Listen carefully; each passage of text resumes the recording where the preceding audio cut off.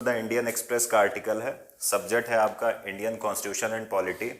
अगर हम UPSC exam की बात करें तो इंडियन कॉन्स्टिट्यूशन एंड पॉलिटी आपके पेपर 2 में आता है, तो वहाँ के लिए पेपर 2 में, या अगर हम यूपी पीसीएस की बात करें तो वहाँ पर भी पेपर 2 में आपका इंडियन कॉन्स्टिट्यूशन एंड पॉलिटी आपको दिखाई देगा। तो देखते हैं क्या लिखा हुआ है।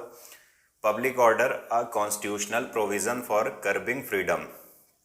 आखिर ये सार्वजनिक व्यवस्था या पब्लिक ऑर्डर है क्या, और किस प्रकार से इससे जो स्वतंत्रता होती है उसको कर्व किया जाता है, उसको बांधा जाता है या उसको रोका जाता है। तो हम समझेंगे कि पब्लिक ऑर्डर के मायने क्या हैं और क्यों अभी ये न्यूज़ में है। ये सारा मामला जो निकल कर आ रहा है ये कर्नाटक से निकल कर आ रहा है। क्यों? क्योंकि हाल ही में हमने कई न्यूज़ कवर की है कर्नाटक की हिजाब कंट्रोवर्सी से।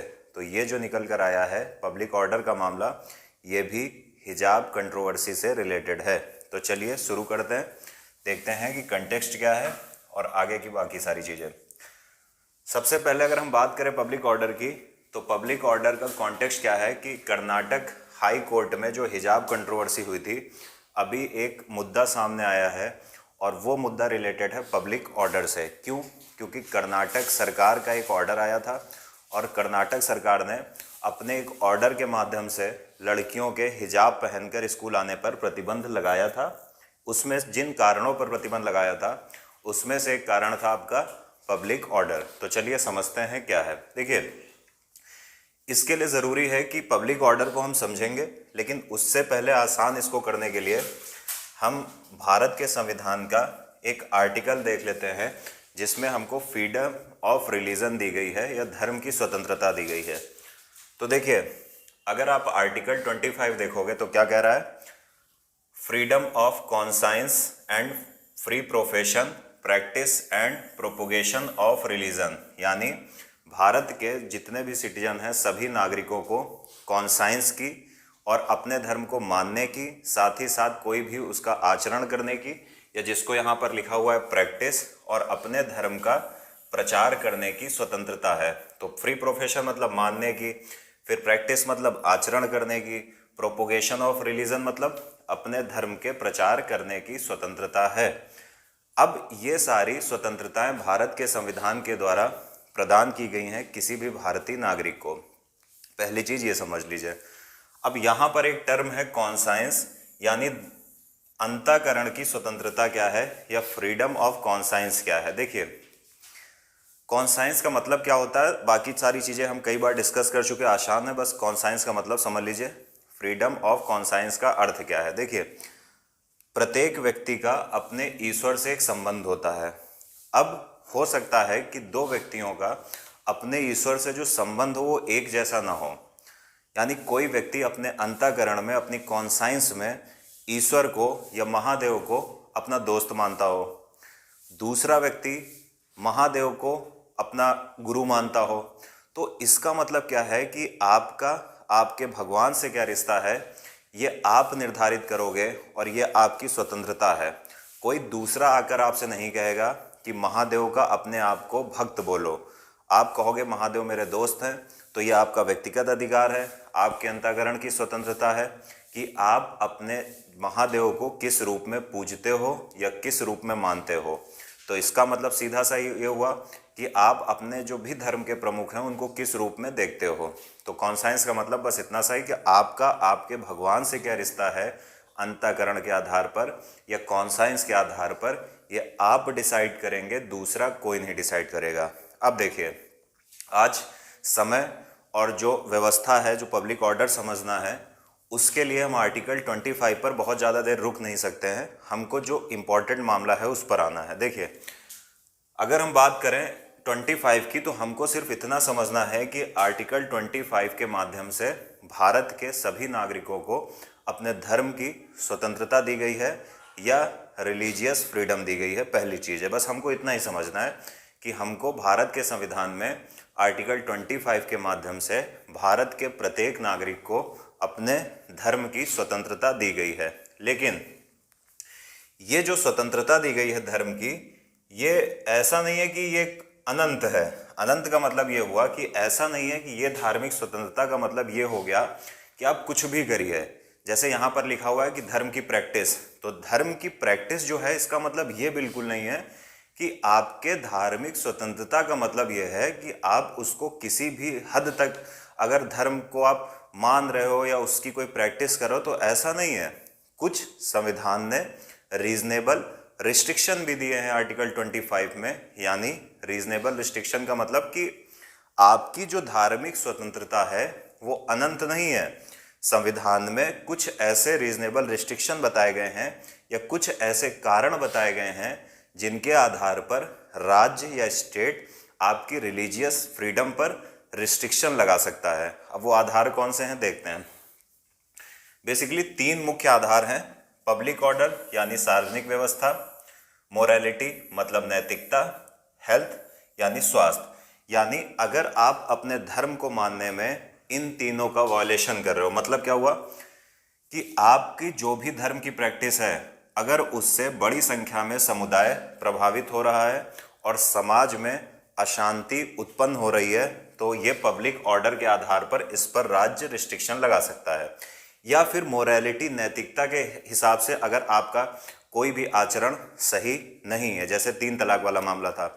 तीसरी चीज हम देखें हेल्थ, अगर आपके द्वारा किया गया कोई भी धार्मिक प्रैक्टिस आपके हेल्थ को नुकसान पहुंचाती है या और कुछ व्यक्तियों के हेल्थ को नुकसान पहुंचाती है, तो राज्य इस पर रोक लगा सकता है। इस बात को जानना है।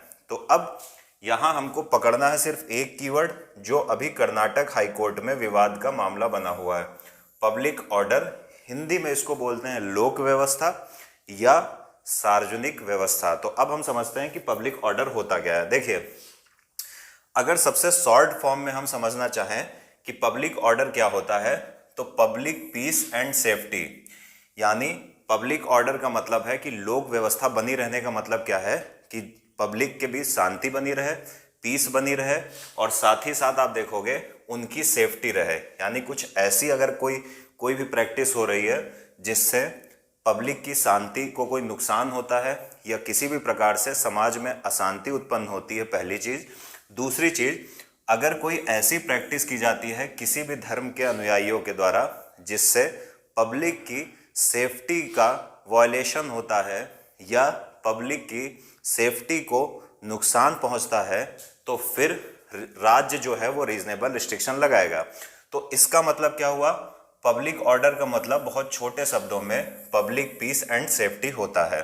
आगे देखते हैं, बड़ा इंपॉर्टेंट पॉइंट है। आगे जो हम पढ़ कर रहे हैं वही लिख रहा है, कह रहा one of the 3 grounds on which the state can restrict freedom of religion. कह रहा है कि जो आपकी धार्मिक स्वतंत्रता पर प्रतिबंध लगाने के 3 ग्राउंड हैं, उसमें से एक है पब्लिक ऑर्डर, जो हमने ऊपर पढ़ा है। आगे क्या कह रहा है, one of the grounds to restrict free speech and other fundamental rights. इसका मतलब क्या हुआ कि इस जो भी आपके फंडामेंटल राइट दिए गए हैं इंडियन कॉन्स्टिट्यूशन के पार्ट 3 के माध्यम से आर्टिकल 12 से 35 के बीच में, यहां पर क्या कहा जा रहा है इसको ध्यान से सुनिए। कह रहा है कि पब्लिक ऑर्डर के आधार पर आप किसी व्यक्ति के यानी राज्य किसी व्यक्ति के जो freedom of speech and expression है यानी वाक और अभिव्यक्ति की स्वतंत्रता है उस पर और कुछ और फंडामेंटल राइट पर रोक लगा सकता है या फंडामेंटल राइट पर रिस्ट्रिक्शन लगा सकता है। तो उम्मीद है इसको आप समझ पाए होंगे। अब अगर हम पब्लिक ऑर्डर की बात करें तो भारत के संविधान में 12 शेड्यूल हैं, 12 अनुसूचियां हैं। उन 12 अनुसूचियों में एक आपको शेड्यूल मिलेगी 7th शेड्यूल। 7th शेड्यूल किस चीज से रिलेटेड है, डायरेक्ट क्वेश्चन पूछ लिया जाता है। दरअसल 7th शेड्यूल में जो देश को चलाने के लिए कुछ मैटर्स होते हैं उनको 3 भागों में डिवाइड किया गया है। कौन कौन से 3 भाग हैं, एक हो गया यूनियन लिस्ट। यूनियन लिस्ट का मतलब ऐसे मैटर्स जिन पर केंद्र सरकार कानून बना सकती है, तो इसको बोलेंगे यूनियन लिस्ट, पहली चीज। दूसरी है स्टेट लिस्ट, ऐसे मैटर्स जिसमें स्टेट गवर्नमेंट कानून बना सकती है उसको हम बोलेंगे स्टेट लिस्ट। तीसरी आती है कंकरेंट लिस्ट या समवर्ती सूची, ऐसे मैटर्स जिसमें केंद्र और राज्य दोनों कानून बना सकते हैं, पहली चीज। दूसरी चीज क्या होगा कि अगर दोनों कानूनों में टकराहट होती है तो ज्यादा महत्व किसको दिया जाएगा, केंद्र के कानून को दिया जाएगा। तो ये हो गई कंकरेंट लिस्ट। तो 7th शेड्यूल के माध्यम से जो स्टेट लिस्ट बनाई गई है, यानी ऐसे मैटर्स जिसमें आपकी राज्य सरकार कानून बना सकती है, उसी में पब्लिक ऑर्डर भी शामिल है। इसका मतलब क्या हुआ? इसका मतलब ये हुआ कि आपके किसी भी कम्युनिटी के, अगर किसी भी व्यक्ति के किसी भी कृत्य से जो भी पब्लिक ऑर्डर है उसको नुकसान पहुंचता है, लोक व्यवस्था के स्थान पर लोक अव्यवस्था उत्पन्न हो जाती है, तो इसका मतलब क्या होगा कि राज्य क्या करेगा? इसको रोकने का प्रयास करेगा। क्यों? क्योंकि पब्लिक ऑर्डर स्टेट लिस्ट का विषय है इंडियन कॉन्स्टिट्यूशन के 7th शेड्यूल के आधार पर। अब हम देख लेते हैं कि पब्लिक ऑर्डर के मामले में क्या सुप्रीम कोर्ट का कोई इंपॉर्टेंट जजमेंट है या नहीं है। तो चलिए देखते हैं क्या कह रहा। देखिए, doctor Ram Manohar Lohia versus state of Bihar 1965 में सुप्रीम कोर्ट ने क्या कहा, उसको ध्यान से देखना बहुत ज़रूरी है, क्योंकि इसमें सुप्रीम कोर्ट ने पब्लिक ऑर्डर से रिलेटेड एक डिसीजन दिया था। यहाँ पर सुप्रीम कोर्ट ने क्या कहा? In the case of public order the community public at large have to be affected by a particular action. देखिए, सुप्रीम कोर्ट ने क्या कहा कि अगर पब्लिक ऑर्डर का वायलेशन होता है, सार्वजनिक व्यवस्था का वायलेशन होता है, तो जो भी स्टेट के द्वारा कोई कदम उठाया जाएगा, तो हो सकता है, ये संभव है कि बड़ी कम्युनिटी के कुछ क्या हो, बड़ी कम्युनिटी के कुछ पार्टिकुलर एक्शन, या आप ये समझ सकते हो कि जो भी स्टेट के द्वारा एक्शन लिया जाएगा उससे क्या होगा कि बड़ी कम्युनिटी प्रभावित होगी। इस बात को ध्यान से सुनिए। सुप्रीम कोर्ट ने state of Bihar versus doctor Ram Manohar Lohia case में 1965 में कहा, क्या कहा ये ध्यान से सुनिए, कि अगर पब्लिक ऑर्डर का वायलेशन होता है तो स्टेट के द्वारा कोई कदम जरूर लिया जाएगा। क्यों? क्योंकि पब्लिक ऑर्डर को मेंटेन करना स्टेट लिस्ट का विषय है 7th शेड्यूल के अनुसार। तो इसका मतलब क्या हुआ कि पब्लिक ऑर्डर को बनाए रखने के लिए अगर स्टेट के द्वारा कोई कदम उठाया जाता है तो ये तय है कि कुछ बड़े जनसमूहों के ऊपर उसका असर पड़ेगा। ये सुप्रीम कोर्ट ने कहा। आगे हम देखें, आगे सुप्रीम कोर्ट ने एक और अच्छी चीज कही, ये बड़े ध्यान से सुनने वाली बात है। सुप्रीम कोर्ट ने क्या कहा? But before it can be said to effect public order it must effect the community और the public at large. Supreme court ने क्या कहा? सुप्रीम कोर्ट ने कहा कि अगर, इस बात को ध्यान से समझिए, कि किसी भी कृत्य को ये मानना कि वो पब्लिक ऑर्डर को प्रभावित कर रहा है, ये तभी कहा जा सकता है जब उस कृत्य के द्वारा एक बड़ा जनसमूह या बड़ी कम्युनिटी प्रभावित हो रही हो। यही यहाँ पर लिखा हुआ है। तो उम्मीद है आप पहली चीज़ क्या समझ गए हैं कि पब्लिक ऑर्डर क्या होता है, और दूसरी चीज़ आप क्या समझ पाए हैं कि सुप्रीम कोर्ट का डिसीजन क्या है। अब हम आएंगे करंट इशू पर कि आखिर जो वर्तमान मुद्दा है करंट में, ये क्या है और क्यों बार बार पब्लिक ऑर्डर का कर्नाटका हाई कोर्ट में जिक्र हो रहा है। तो चलिए समझते हैं, देखते हैं ये क्या है। देखिए, करंट हिजाब डिस्प्यूट जो हुआ है कर्नाटक में, ये पूरा मामला उसी से संबंधित है। अब क्या है देखते हैं। देखिए, कर्नाटका एजुकेशन एक्ट है 1983। इस कर्नाटका एजुकेशन एक्ट 1983 के माध्यम से जो कर्नाटका गवर्नमेंट थी उसने एक ऑर्डर पास किया। क्यों पास किया? क्योंकि कर्नाटक में हिजाब डिस्प्यूट, हिजाब कंट्रोवर्सी काफ़ी ज़्यादा बढ़ गई थी। इसलिए कर्नाटक की सरकार ने जो कर्नाटका एजुकेशन एक्ट है 1983 के माध्यम से एक सरकारी आदेश पास किया। इस सरकारी आदेश में क्या लिखा था ये ध्यान से सुनिए। उसमें कहा गया कि जो भी आदेश था उसमें क्या इंपॉर्टेंट चीज़ है वो देखना है। Public order is one of the reason for not allowing students to wear a head scarf in education institution along with unity and integrity. देखिए, कर्नाटका एजुकेशन एक्ट 1983 के माध्यम से कर्नाटक की सरकार ने एक आदेश पारित किया, एक आदेश दिया।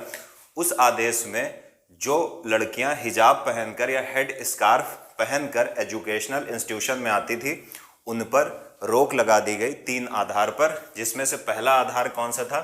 पहला आधार था पब्लिक ऑर्डर, दूसरा था यूनिटी और तीसरा था इंटीग्रिटी, यानी लोक व्यवस्था या सार्वजनिक व्यवस्था। यूनिटी मतलब एकता और इंटीग्रिटी मतलब अखंडता। तो इस बात को याद रखना।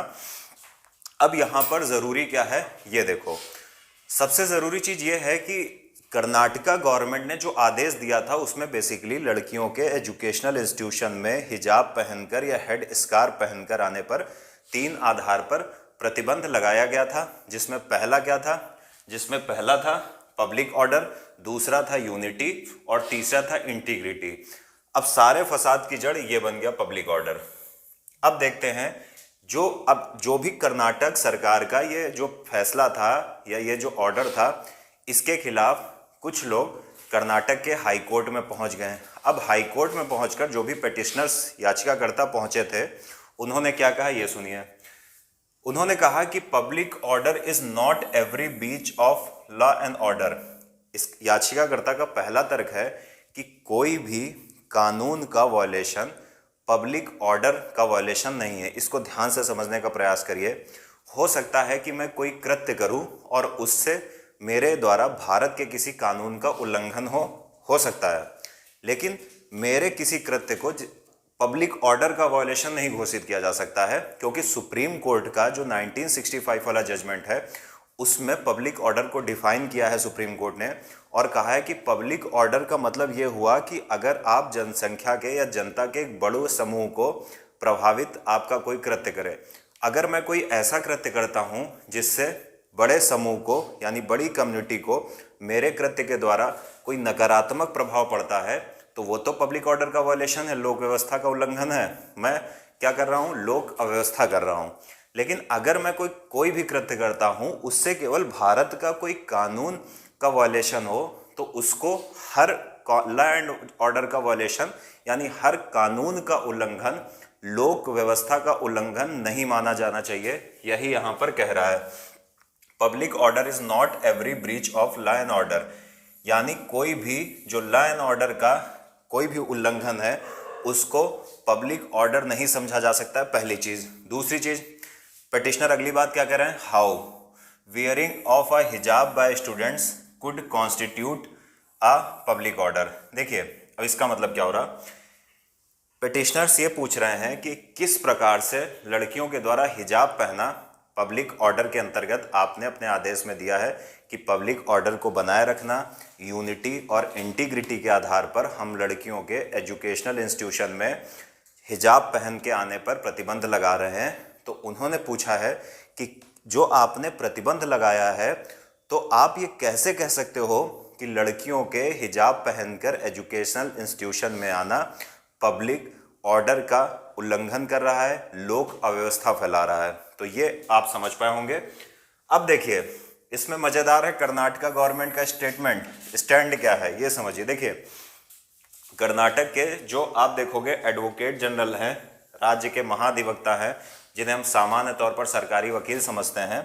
अब ये क्या कह रहे हैं ये समझिए, इन्होंने शब्दों को घुमा फिरा दिया है। अब क्या है पूरा मामला ये समझिए। इन्होंने क्या कहा है, इन्होंने कहा है कि कर्नाटका सरकार ने जिन 3 आधार पर हिजाब पहनने पर प्रतिबंध लगाया है, वो 3 आधार कौन से, पहले ये देख लीजिए। जो कर्नाटका ने 3 आदेश पर प्रतिबंध लगाया था गवर्नमेंट ने, वो पहले समझ लेते हैं तो ज्यादा बेहतर समझ में आएगा।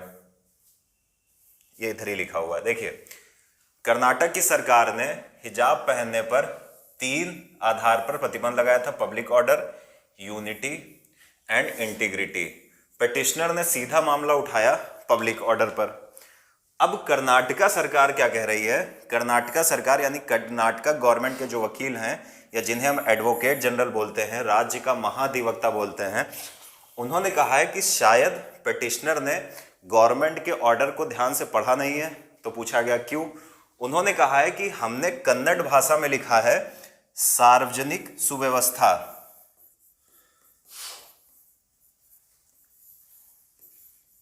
सार्वजनिक सुव्यवस्था, और पिटिशनर ने इस सार्वजनिक व्यवस्था या सार्वजनिक सुव्यवस्था के आधार पर जो प्रतिबंध लगाया गया है उसको समझ लिया है कि सार्वजनिक व्यवस्था के आधार पर लगाया गया है।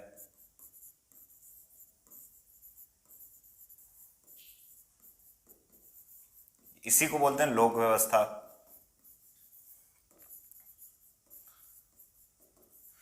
तो जो एडवोकेट जनरल हैं उन्होंने गेंद फेंक दी है पिटिशनर के पाले में। इन्होंने पूरा केस ही बदल दिया अपने शब्दों से। इन्होंने कहा है कि सरकार ने जो प्रतिबंध लगाया है लड़कियों के हिजाब पहनकर एजुकेशनल इंस्टीट्यूशन में आने पर, वो पब्लिक ऑर्डर के आधार पर लगाया ही नहीं है। तो पूछा गया किस आधार पर लगाया गया। उन्होंने कहा आप सरकार का ऑर्डर देखिए, उसमें लिखा है सार्वजनिक सुव्यवस्था, और पब्लिक ऑर्डर की हिंदी होती है सार्वजनिक व्यवस्था। अब ये मामला इस दायरे से ही निकल गया। अब ये कुछ और कुछ नहीं, ये शब्दों का खेल है, क्योंकि अगर पब्लिक ऑर्डर के तहत पिटिशनर पहुंचे थे और कर्नाटका गवर्नमेंट ने, कहा जा रहा है कि पब्लिक ऑर्डर बोला था, जो भी है मुझे नहीं पता, तो फिर हाईकोर्ट इस पे आगे कार्यवाही करती, जो भी होता, फिर इस बात का डिसीजन किया जाता कि क्या हिजाब पहनकर एजुकेशनल इंस्टीट्यूशन में आना पब्लिक ऑर्डर का वायलेशन है या नहीं है, या किसी प्रकार की आप देखोगे सार्वजनिक अव्यवस्था उत्पन्न करता है या नहीं करता है। इन्होंने शब्दों के हेर फेर में पूरा मामला ही अलग कर दिया है। अब इन्होंने क्या कहा है, इन्होंने कहा है कि ये जो प्रतिबंध लगाया गया है हिजाब पहनकर एजुकेशनल इंस्टीट्यूशन में आने पर, ये पब्लिक ऑर्डर के आधार पर लगाया ही नहीं गया है। तो कोर्ट ने पूछा, फिर इन्होंने कहा है कि आप देखिए डॉक्यूमेंट को कर्नाटक सरकार के, वहां पर कन्नड़ भाषा में लिखा है सार्वजनिक सुव्यवस्था, तो खाली सु का अंतर है, बाकी व्यवस्था अलग है। तो बस अब देखते हैं आगे फैसला क्या होता है, क्योंकि ये एकदम नई टर्मिनोलॉजी आई है मार्केट में भी। तो हो सकता है कि अभी हाई कोर्ट का जब डिसीजन आएगा तो हम आगे और चीज़ों को डिस्कस करेंगे। अभी इस शब्द के बारे में मेरे पास भी ज्ञान की कमी है, क्योंकि पहली बार ये जिक्र हुआ है और अभी कोई भी नहीं समझ पा रहा है कि सार्वजनिक व्यवस्था और सार्वजनिक सुव्यवस्था में अंतर क्या है। अब इसको इस तरह से किया जा सकता है कि सार्वजनिक व्यवस्था का मतलब है एक प्रकार का पब्लिक ऑर्डर या व्यवस्था, और सार्वजनिक सुव्यवस्था का मतलब है अच्छी व्यवस्था। तो बस इतना ही है, अभी कोर्ट के फैसले का इंतज़ार करिए। अभी मामला चल रहा है, कोर्ट में है, तो उम्मीद है आप लोग समझ पाए होंगे।